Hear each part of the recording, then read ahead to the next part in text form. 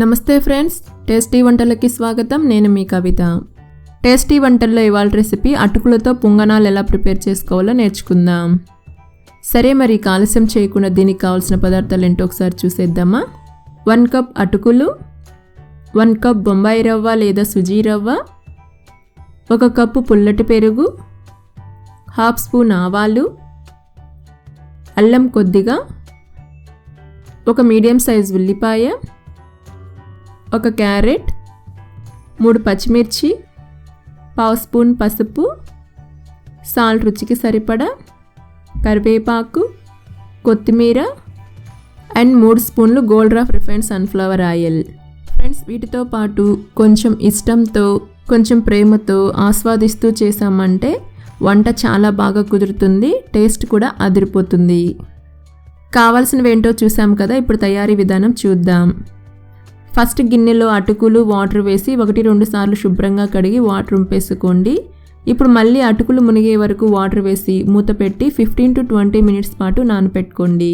Water మరీ ఎక్కువ వేయకుండా 1/2 గ్లాస్ వాటర్ వేసుకుంటే సరిపోతుంది. తర్వాత మిక్సింగ్ బౌల్లో బొంబాయి రవ్వ, పెరుగు వేసి అంతా కలిసేలా బాగా మిక్స్ చేసుకోవాలి.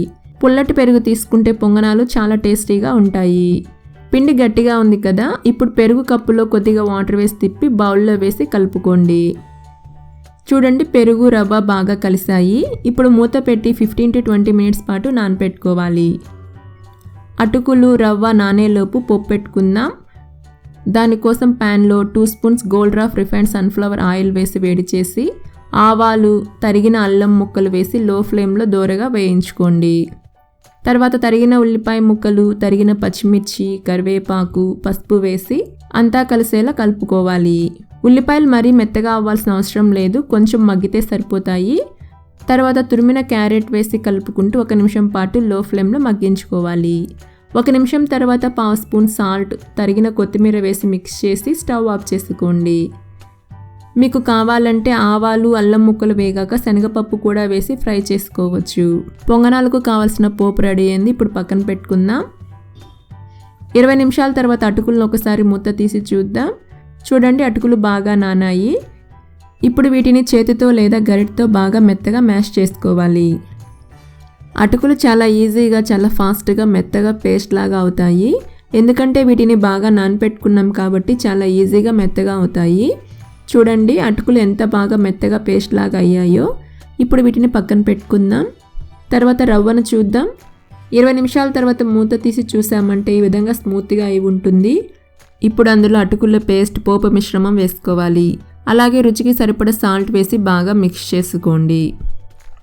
కొంతమంది ఉల్లిపాయలను, క్యారెట్ తురుముని డైరెక్ట్ రవ్వ మిశ్రమంలో వేసుకుంటారు. కానీ ఈ విధంగా పోపులో కాసేపు మగ్గించి పిండి మిశ్రమంలో వేసి పొంగనాలు చేసుకున్నామంటే టేస్ట్ చాలా చాలా బాగుంటాయి. మీరు ఒకసారి ట్రై చేయండి. చూడండి, మిశ్రమం గట్టిగా ఉంది కదా.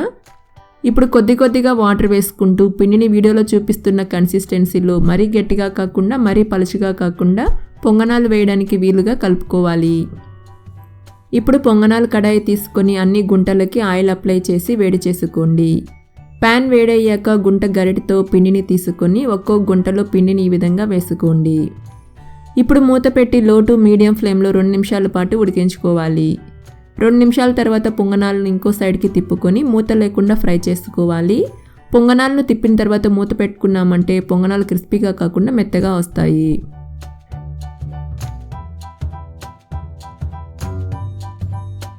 చూడండి, పొంగనాలు 2 వైపులా చక్కగా కాలాయి. ఇప్పుడు వీటిని పక్కకు తీసి పెట్టుకోండి.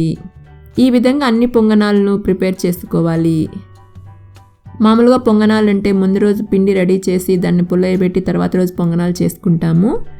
అలా కాకుండా అప్పటికప్పుడు ఇన్స్టెంట్గా పొంగనాలు కావాలి అనుకుంటే ఈ విధంగా రవ్వ, అటుకులు వేసి ఒకసారి ట్రై చేసి చూడండి. పొంగనాలు చాలా చాలా టేస్టీగా ఉంటాయి.